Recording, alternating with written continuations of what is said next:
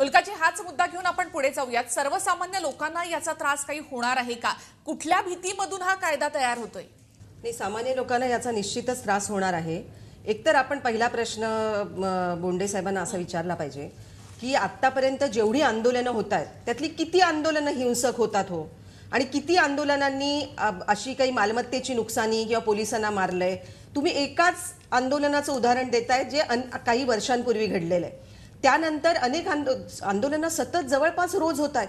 त्यातलं एखादं एक्सेप्शनल आंदोलन असं होतं म्हणून तुम्ही बाकीची कायद्याची तरतूद आणि कायदेशीर स्ट्रक्चर अस्तित्वात असताना जेव्हा असा नवीन कायदा आणताय आणि त्याच्यामध्ये काय आहे, पुन्हा या सगळ्यामध्ये हा दखलपात्र गुन्हा ठरवण्यात आलेला आहे. तो नॉन कंपाऊंडेबल आहे, तो अजामीन पात्र आहे. याचा अर्थ तुम्ही नुसत्या संशयापोटी, आणि ते खरंखुरं ठरवण्याचा अधिकार कुणाला आहे? कायद्यात त्याची काही स्पष्टता नाहीये. खरंखुरं ठरवायचं पोलिसांनी किंवा त्या नेमलेल्या मंडळांनी, म्हणजे सर्वाधिकार आणि केंद्रीकरण त्यांच्या हातात आहे. आणि हे खोटं आहे किंवा तुमची मागणीच रास्त नाही असं सरकार केव्हाही म्हणू शकतं, आणि ते सिद्ध होईल तेव्हा होईल. तोपर्यंत काय? तोपर्यंत त्यातल्या कार्यकर्त्यांना, सर्वसामान्य माणसांना अटक व्हायलाच लागेल, आणि तो अजामीन पात्र गुन्हा मानला गेलेला असल्यामुळे याच्यामध्ये सुटका नाही. आणि हा जो प्रकार आहे हा निश्चितच सर्वसामान्यांसाठी दहशत निर्माण करणारा असेल. तुम्ही जे म्हणताय की सकाळपासून निघालेला माणूस संध्याकाळी घरी परत येईल की नाही याची शाश्वती नसते. ती कशामुळे नसते? आज तुम्ही गणपतीला निघालेली माणसं सुद्धा, रस्ते तुमचे मुंबई गोवा हायवे काय आहे आणि महाडचा पुलाचं काय झालं, ही दुर्घटना आत्ता डोळ्यासमोर आहे. ते जे सर्वसामान्यांसाठी असणाऱ्या सुविधा, पायाभूत सुविधा सरकारने नीट करायला पाहिजेत ते करत नाहीत, म्हणून जास्त धास्ती जनतेच्या मनात आहे. मोर्चाला गेला म्हणून माणूस परत येत नाही ही धास्ती नाहीये.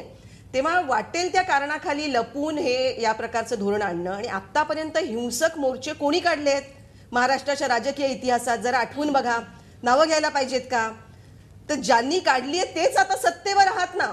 अनिल बोंडे बोला. म्हणजे दुसऱ्यांची हिंसा आम्हाला चालणार नाही, आम्ही मात्र कायदे हातात घेऊन हिंसा करू, हे जे धोरण आहे हे उफराट धोरण आहे. उल्काताईंनी दोन गोष्टी लक्षात घ्यायला पाहिजे की ज्या आंदोलनामध्ये हिंसा होणार नाही त्याला कायद्याची भीतीच नाही ना. कारण या कायद्याने कोणत्या मागणीसाठी आंदोलन केलं याबद्दल काही म्हटलेलं नाहीये की या मागणीसाठी आंदोलन केलं तर गुन्हे लागतील, असं कुठे म्हटलं नाही. परवानगी घ्यावी तुम्ही लागणार आहे आंदोलन करता त्या आंदोलनाच्या उद्देशापासून जर तुम्ही दूर जात असाल तर, म्हणजे त्या खऱ्याखुऱ्या उद्देशापासून धरणे आंदोलन करायचंय, धरणे आंदोलन करा, पण दगड मारू नका. दगड मारत असाल तर मग तुमच्यावर गुन्हा निश्चितपणे लागेल. आणि दुसरी महत्वाची गोष्ट की सार्वजनिक ठिकाणी, आज रेल्वे स्टेशन आहे, अनेक वेळा आता मागच्या वेळेला जो दहशतवादी हमला झाला होता, रेल्वे स्टेशन आहे, मंदिर आहे, मस्जिद आहे, या ठिकाणी सीसीटीव्ही कॅमेरे असायलाच पाहिजे. जिथं गॅदरिंग होतं लोकांचं, एवढंच नाही तर तिथली संपूर्ण योजना अंतर्गत सुरक्षेची ही आपल्याला तयार असली पाहिजे. जर खरोखर आपलं राज्य जर सुरक्षित असलं पाहिजे असं जर वाटत असेल तर त्यासाठी या गोष्टीमध्ये चुका करणाऱ्यांना दंडित करण्यासाठी विशेष न्यायालय सुद्धा असलं पाहिजे आणि त्याचा निकाल सुद्धा लवकर लागला पाहिजे. नाही तर 4-4 वर्षानंतर त्या आंदोलनामध्ये झालेल्या किंवा एखाद्या दहशतवादी हमल्यानंतर झालेल्या लोकांना न्याय मिळत नाही, त्या दोषी व्यक्तीवर कारवाई होत नाही आणि त्यामुळे समाजकंटकांचा फाव. प्रकाश रेड्डी, मात्र यामुळे एक आंदोलन करताना सुद्धा एक दडपण असेल सगळ्यांवर, असं नाही वाटत? दडपण म्हणजे आंदोलन करते आम्ही आहोत, आम्हाला आंदोलनाची शिस्त आहे. आम्ही काय असं ज्या आंदोलनाला बदनाम करण्याचे प्रकार कोणी सत्ताधारी असो त्यांच्याकडून होतात ते सगळ्यांना बंद झालं पाहिजे. आंदोलन, आता मी एक उदाहरण देतो. परवाच आंबेडकर भवनच्या बद्दल ते जबरदस्तीने पाडलं. मग 50,000चा मोर्चा विटी स्टेशनच्या इकडे झाला. कुठला हिंसा? 50,000च्या वर लोक होती, बाजूला विटी स्टेशन होतं, म्हणजे सार्वजनिक मालमत्ता मोठं छत्रपती शिवाजी टर्मिनस होतं, महापालिका होती, सगळं ते मॉन्युमेंट्स वगैरे होतं. कुठे काय झालं? उगाच बदनाम काय? आता हा कायदा आल्यावर काय म्हणतील की या ठिकाणी स्पेशल सिक्युरिटी झोन निर्माण झालेला आहे, या ठिकाणी तुम्हाला आंदोलनच करता येणार नाही, अशा प्रकारचं ते परमिशन नाकारतील. आजच म्हणजे काय सांगतात आंदोलनाचं 144 कलम सतत आहे. 5च्या वर जर माणसं जमली तर परवानगी घ्यावी लागते.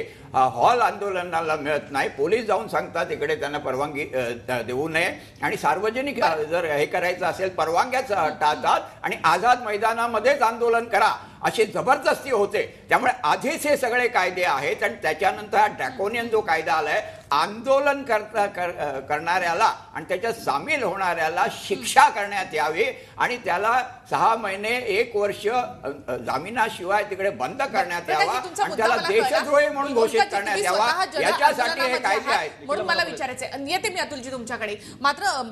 मात्र उल्काजी, तुम्ही मला सांगा की आतापर्यंत रस्त्यावर जी काही आंदोलनं होतात त्यामुळे वाहतुकीची कोंडी होते, सर्वसामान्य लोक जे तिथून जातात त्यांना त्रास होतो या सगळ्याचा, आणि त्यामुळे मग रस्त्यावर ही आंदोलनं कशासाठी रास्ता रोको, कशासाठी ते टायर जाळणं, कशासाठी जाळपोळ, असं नाही का वाटत? सर्वसामान्य लोकांना याचा त्रास होतो, लोक बोलत नाहीत, मात्र हा त्रास होतो त्यांना. मग का हवी ती रस्त्यावरची आंदोलनं?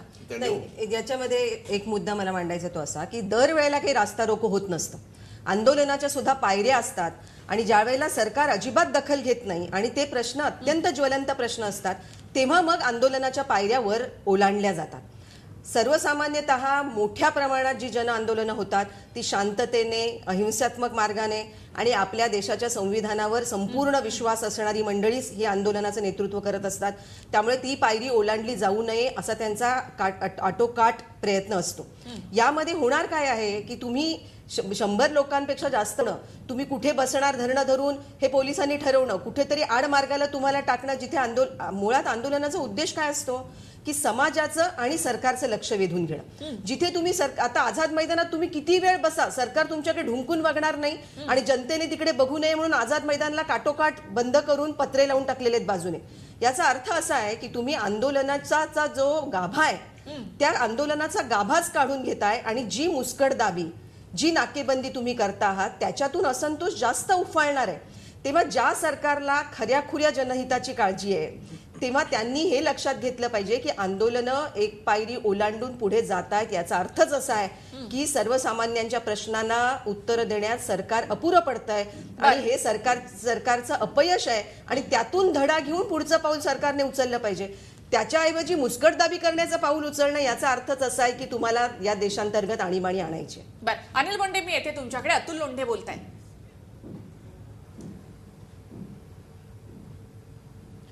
असं आहे की या देशाच्या मुख्य न्यायाधीशांनी काही दिवसापूर्वी अतिशय आगतिक होऊन या देशाच्या पंतप्रधानांना सांगितलं की एनजेएस आणि कॉलेजियमचा मुद्दा, आपला जो वाद आहे तो बाजूला ठेवूया, पण पहिले 45% नेमणुका या देशाच्या हायकोर्टामध्ये झालेल्या नाही आहे. त्यांनी असं म्हटलं की अपील करतपर्यंत त्याची सजा संपून जाईल पण त्याला न्याय मिळणार नाही. अशा पद्धतीची परिस्थिती असताना हे काय म्हणतात की आम्ही नवीन व्यवस्था निर्माण करू. आहे त्या व्यवस्थेमध्ये किती जागा अजून भरल्या नाही न्यायाधीशांच्या. त्या JMFC कोर्ट क्लास 1, क्लास 2 पासून सेशन्स कोर्ट आहे, हाय कोर्ट आहे, या सगळीकडे नेमणुका अजूनपर्यंत मागच्या 2 वर्षामध्ये केल्या गेल्या नाहीत. या मूलभूत प्रश्नांकडे लक्ष न देता या अशा गोष्टी आणत आहेत की ज्या दमनकारी आहेत. नंबर 1. नंबर 2 असं आहे की जसं उल्काताईंनी सांगितलं की आंदोलन रस्त्यावर एकाएकी कोणतेही संघटन किंवा कोणताही राजकीय पक्ष येत नाही. आम्ही जी मागच्या 2 वर्षामध्ये आंदोलन केली त्या आंदोलनामध्ये सर्वात पहिले पवार साहेबांनी सर्व मराठवाड्याचा, विदर्भाचा दौरा केला.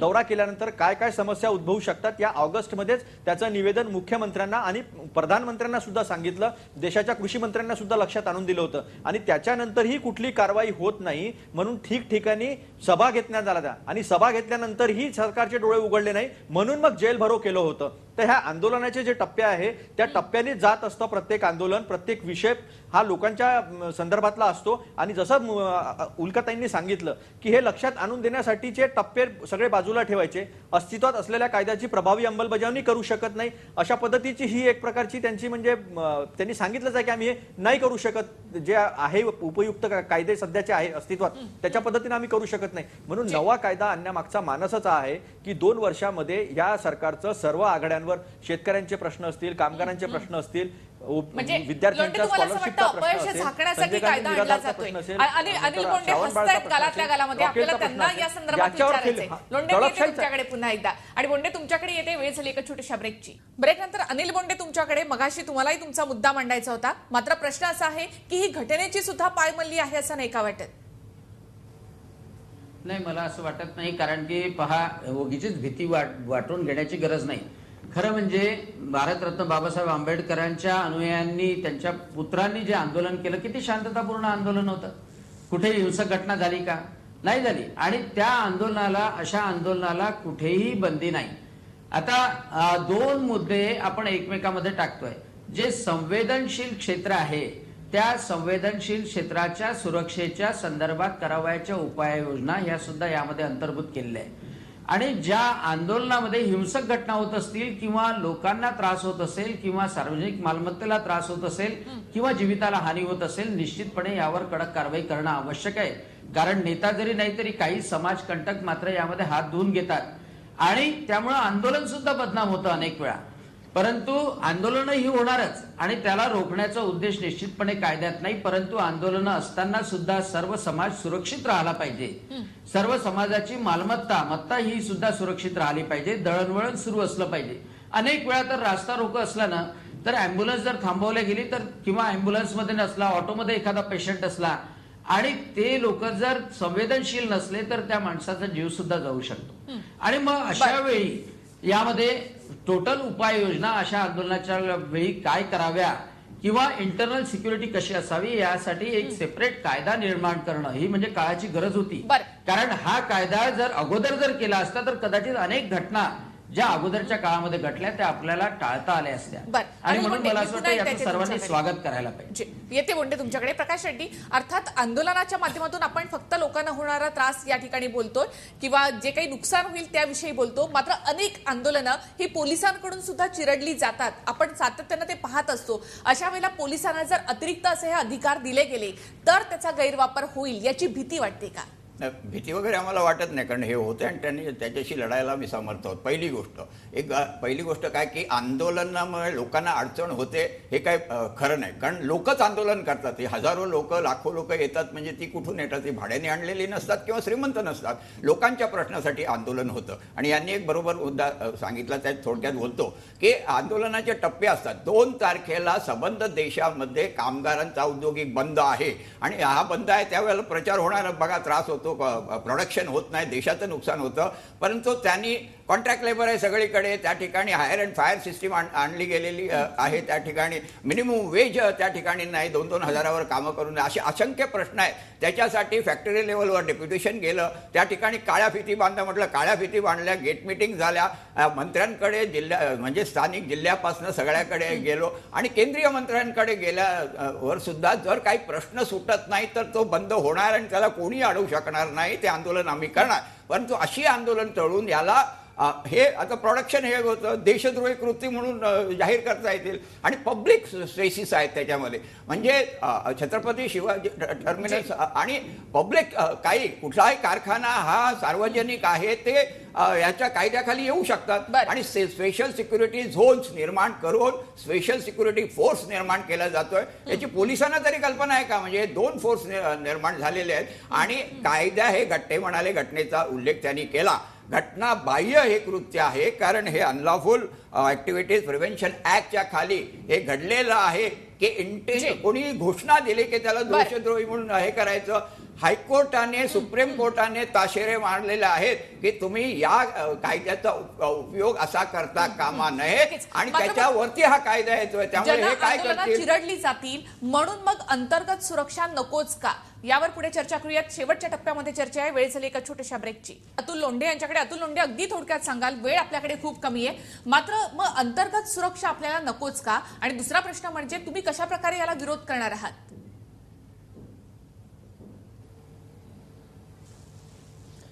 असं आहे निखिलाजी की हा अंतर्गत सुरक्षा नको का हा प्रश्नच प्रस्तुत होत नाही इथे. कारण की असं आहे, NTRO आहे, नॅशनल टेररिस्ट रिसर्च ऑर्गनायझेशन आहे, रॉ आहे, रिसर्च अँड अनालिसिस विंग आहे, त्याच्यानंतर स्टेटमध्ये अँटी टेररिस्ट स्क्वॉड ATS आहे, त्याच्यानंतर सायबर सेल आहेत. इतर अशा पद्धतीची अनेक अशी नेटिंग जे आहे ते सगळ्या इंटरनल सिक्युरिटीसाठी तिथे अस्तित्वामध्ये ऑलरेडी आहे. त्यामुळे हा कायदा जो आहे हा धुळपेक आहे. यांना दडपशाही आणि दमनशाहीनीच आपला राज्य पुढे न्यायचं आहे. लोकांनी लोकशाहीचा गळा घोटण्याचंच काम आहे, हे दुसरं काहीही नाही. जिथपर्यंत आमचा प्रश्न आहे, हे विधेयक ज्या वेळेस अधिवेशनाच्या दरम्यान अधिवेशनामध्ये येईल त्यावेळेस आम्ही त्याचा पुरजोर विरोध करू. त्याच्यानंतरही पारित करून घेण्याचं जर काम यांनी केलं तर मग आम्ही सविनय कायदेभंगाची चळवळ करू. यांनी जर आम्ही कुठलीही परवानगी घेणार नाही आणि शांततेने आंदोलन करून आम्ही जेलमध्ये जाऊन यांना दाखवून देऊ की लोकशाहीमध्ये लोकांची ताकदच मोठी आहे. तुम्ही कितीही डोक्यात विचार केला की आम्ही यांचं दमन करू, तर ब्रिटिश नाही करू शकले तर BJP पण करू शकणार नाही, एवढं नक्की. अंतर्गत सुरक्षा राखण्याची सर्वात जास्त जबाबदारी ही सरकारच्याच खांद्यावर असते. कारण जितकं सरकार जबाबदार, लोकांना जबाबदेही आणि लोकाभिमुख असेल तेवढी अंतर्गत सुरक्षा आणि सामान्य जनतेमध्ये शांतता नांदेल. तेव्हा सर्वप्रथम ही जबाबदारी सरकारवर निश्चित केली पाहिजे. आणि जर आंदोलनं वाढत असतील तर त्याचा एक अर्थ असा आहे की सरकार अपयशी ठरतंय, पण दुसरा अर्थ असा आहे की जर लोकशाही जिवंत राहायला हवी असेल तर जन आंदोलनं व्हायलाच हवीत. कारण लोकशाही तिथेच जिवंत राहू शकते जिथे डिसेंटला वाव आहे, दुसऱ्या मताला, मतमांडणीला वाव आहे. आणि त्याची जर गळचेपी केली, त्याची जर मुस्कटदाबी केली तर उलट अंतर्गत सुरक्षेला आव्हान उभं राहणार आहे. त्यामुळे या बाबी लक्षात घेऊन सरकारने मुळात त्याची जबाबदारी घेतली पाहिजे. या कायद्याचं काय करायचं तर या विधेयकामध्ये हा पहिलंच विधेयक माझ्या माहितीत असं आहे की ज्याने फक्त 21 दिवसाची मुदत त्याच्याबद्दल मतं मागवण्यासाठी दिलेली आहे, जी अत्यंत अपुरी आहे. पण आम्हाला याच्यावर दुसरं काहीही मत मांडायचं नाही. हे विधेयक आणि हा कायदा हे होळी करण्याच्याच लायकीचं आहे. त्यामुळे जागोजागी या विधेयकाची होळी करण्याचाच कार्यक्रम आम्ही घेणार आहोत. त्याच्यामध्ये आम्हाला कोणत्याही सुधारणा अपेक्षित नाही. हा कायदाच नको ही भूमिका आहे. अनिल बोंडे, तुम्ही सांगा की हा आता एवढा विरोध तुम्हाला होतोच, फक्त मसुदा आहे, त्यावर आक्षेप तर नोंदवला जाईलच, मात्र तुम्ही कशा प्रकारे हा विरोध मोडून काढणार आहात? खरं म्हणजे दहशतवादाच्या वातावरणात संपूर्ण जग आहे आणि या जगामध्ये आपल्या राज्यातली जनता जर सुरक्षित पाहिजे असेल तर असा प्रिव्हेंटिव्ह ऍक्शन घेणारा कायदा असणं आवश्यक आहे. कारण आपण prevention is better than cure म्हणतो. आणि खरं जर पाहिलं तर भारताला आंदोलनाची परंपरा ही महात्मा गांधींनी दिलेली आहे.